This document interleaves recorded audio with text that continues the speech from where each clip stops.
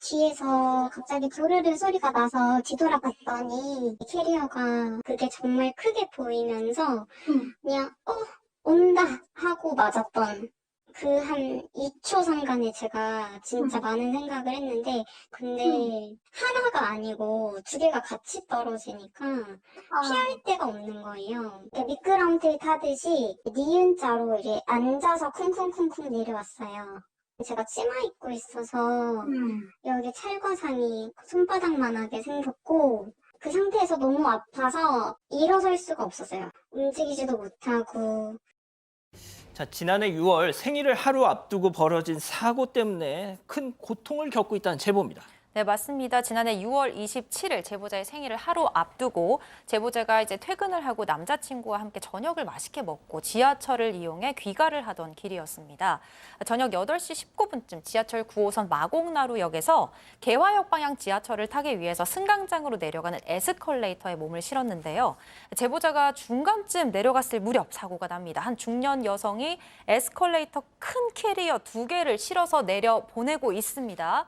네, 그리고 나머지 한 개를 실으려는데 먼저 실은 캐리어 2개가 에스컬레이터 계단에 넘어져서 굴러 떨어졌고 제보자가 피할 겨를도 없이 캐리어 2개 부딪혀서 넘어졌습니다.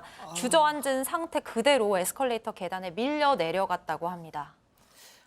아유, 자, 제보자 얘기 직접 들어보시죠.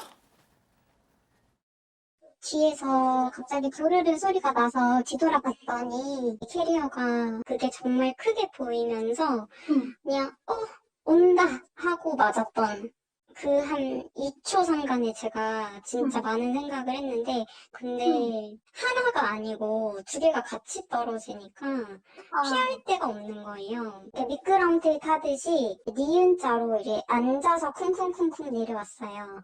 제가 치마 입고 있어서 여기 찰과상이 손바닥만하게 생겼고 그 상태에서 너무 아파서 일어설 수가 없었어요. 움직이지도 못하고. 아, 손 변호사님. 네. 이거는 아니죠. 그렇죠.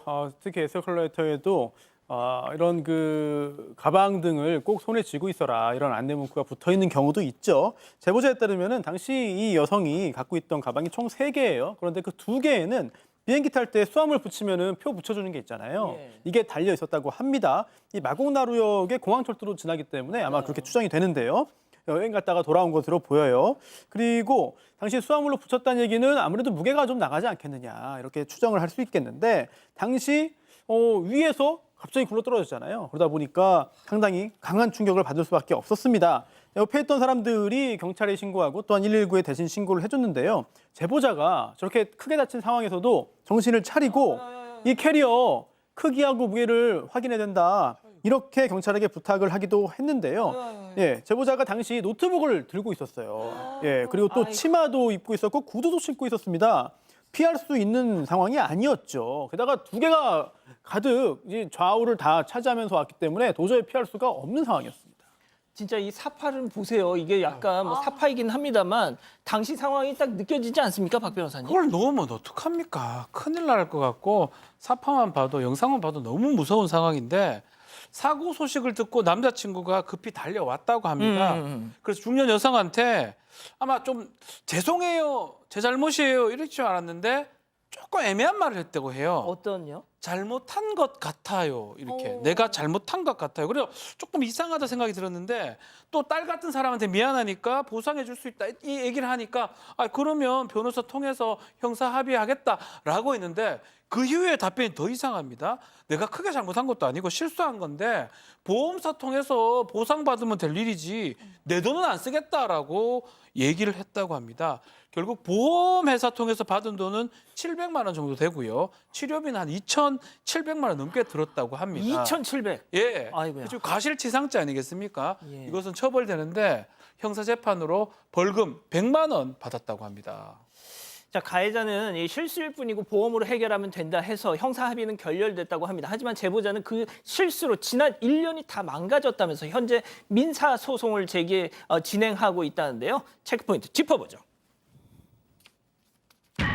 캐리어만 보면 얼음입니다. 제보자 얘기 이어서 들어보시죠. 캐리어 끌고 옆에 누가 지나가면은 그냥 멍해져서 아무것도 못하고 하고 그냥 서 있는 거죠. 얼음 돼가지고. 제자리에서 한 5분 이상은 서 있어야 좀 진정이 돼서 계속해서 걸어갈 수 있고, 운동해서 더 건강해지면 되지라고 말을 하지만은 동작에 제한이 되게 많이 돼요. 아, 내가 이제 40인데 지금 5, 60대 이런 몸 상태로 살아가는 게 갑자기 말이 되나. 아, 후유증이 크실 것 같아요. 네, 상해 진단서가 전치 8주 이상, 정신과 진료도 4주 이상 필요한다고 나왔다고 합니다. 골절이 없었던 건 그래도 다행이지만 사실 머리끝부터 발끝까지 아프지 않은 곳이 없다라고 얘기했어요. 그러니까 뭐 온몸의 타박상은 기본이고 목, 허리, 디스크 손상이 있었고 그걸로 인해서 턱 관절의 통증도 심했는데 뭐 음식을 먹을 수 없어서 죽만 먹는 기간도 있었습니다. 그리고 양다리에 인대가 찢어져 있어서 이것도 치료를 받았다고 하고요. 2달 넘게 입원을 하다 보니까 직장에서도 결국 잘릴 수밖에 없었대요. 다 좋은데 제일 힘든 거는 심리적 충격이라고 합니다.